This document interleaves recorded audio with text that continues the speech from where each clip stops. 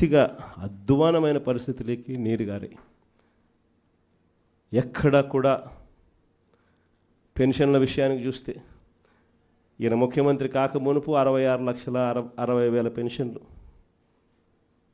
ఈ రోజుటికి 12 నెలల్లో జరిగిన పెరుగుదల ఏమిటి అని అంటే 4 లక్షల పెన్షన్లు తీసేయడం. పెరగాల్సింది పోయి ఒక కొత్త పెన్షన్ ఇవ్వకుండా 4 లక్షల పెన్షన్లు ఊడగొట్టడం. ఇది చంద్రబాబు నాయుడు చేసిన ఘనత. మరోవైపు కరప్షన్ చూస్తామా అంటే విడి కరప్షన్. ఏ గ్రామంలో చూసినా కూడా పక్కనే బెల్ట్ షాప్ కనిపిస్తుంది.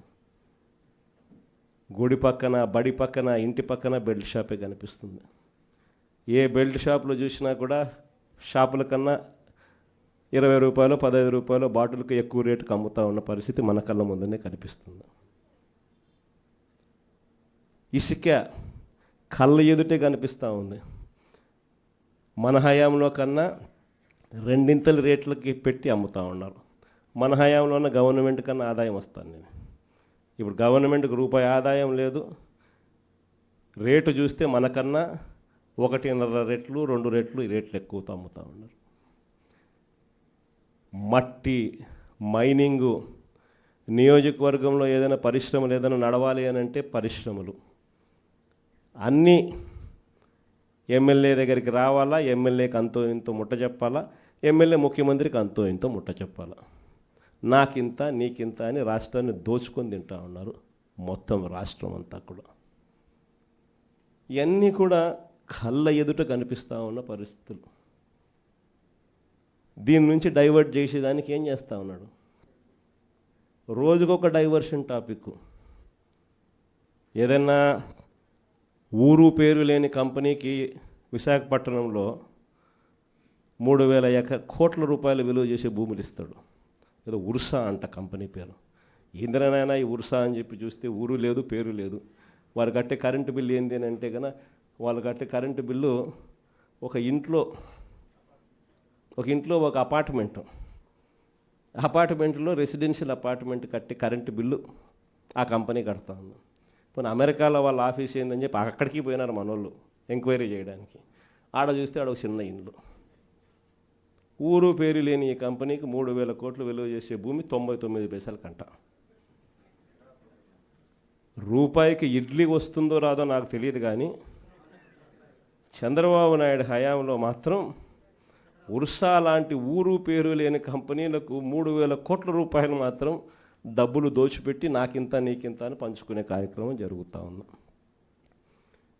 ఇష్టం వచ్చినట్టుగా విశాఖపట్నంలోనే మరో భూమి లూలు గ్రూప్ అంట. లూలు గ్రూపులకు, లిల్లీ గ్రూపులకు 1,500 కోట్లు, 2,000 కోట్ల రూపాయలు విలువ చేసే భూములను టెండర్లు లేదు, మన్ను లేదు, పాడు లేదు, ఊరికి ఆయనకు నచ్చింది ఇచ్చేసి నాకింత నీకింత అని పంచుకుంటా ఉన్న కార్యక్రమాలు. లెఫ్ట్ రైట్ సెంటర్ రాష్ట్రాన్ని దోస్తూ ఉన్నారు.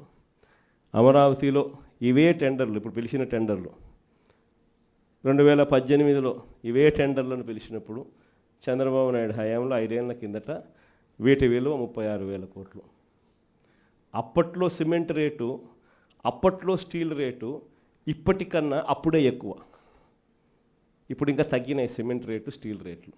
అయినా కూడా ఆ 36,000 కోట్ల విలువ ఈరోజు 78,000 కోట్లకు పెంచేసి టెండర్లు వాళ్ళకు సంబంధించిన వాళ్ళకి మాత్రమే రింగ్ ఫామ్ చేసి వాళ్ళ కాంట్రాక్టర్లకు మాత్రమే ఇచ్చుకుంటున్నారు. అంతేకాదు, ఇంతకుముందు మొబిలైజేషన్ అడ్వాన్స్ లేదు. పని చేస్తేనే ఎవడైనా గవర్నమెంట్ డబ్బిచ్చేది. ఈయన వచ్చినాక మొబిలైజేషన్ అడ్వాన్స్ అని కొత్తగా మొదలుపెట్టాడు ఇయడం. అంటే 10% మొబిలైజేషన్ అడ్వాన్స్ ముందే ఇచ్చేస్తాడు, వాళ్ళ దగ్గర నుంచి 8% ఈయన తీసుకుంటాడు. లెఫ్ట్ రైట్ సెంటర్ రాష్ట్రాన్ని దోచేస్తూ ఉన్నారు. చేసిన అప్పులన్నీ ఎక్కడికి పోతూ ఉన్నాయి? ఎందుకు సూపర్ 6 లేవు, ఎందుకు సూపర్ 7 లేవు అని అంటే, ఎందుకు జగన్ చేయగలిగేటాడు, ఎందుకు చంద్రబాబు నాయుడు ఎందుకు చేయలేకపోతున్నాడు అని అంటే కారణం నేను ఇంతకుముందు ఎలక్షన్ అప్పుడే చెప్పిన. జగన్ ఉంటే బట్టలు నొక్కుతాడు, నేరుగా ప్రతి అక్క చెల్లెమ్మ కుటుంబానికి నేరుగా పోతుంది. చంద్రబాబు నాయుడు ఉంటే బటన్లు ఉండవు. చంద్రబాబు నాయుడు ఉంటే నేరుగా ఆయన జోబీలోకి మాత్రమే పోతుంది అని చెప్పి ఎలక్షన్లప్పుడే నేను మొత్తుకొని చెప్పిన.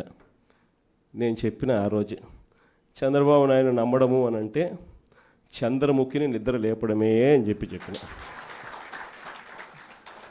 చెప్పింది నేను ఆ రోజు ఎన్నికలప్పుడు నేను చెప్పిన ఆ మాటలు కన్నా ఎవరైనా వింటే ఇప్పుడు కరెక్ట్గా అవి ప్లే చేసి చూస్తే జగన్ కరెక్ట్గా చెప్పినాడు, అబ్బా మనమే మోసపోయినాం పొరపాటున అని చెప్పి ఈరోజు ప్రతి ఇంట్లో కూడా ఖచ్చితంగా చర్చ జరగాల్సిందే.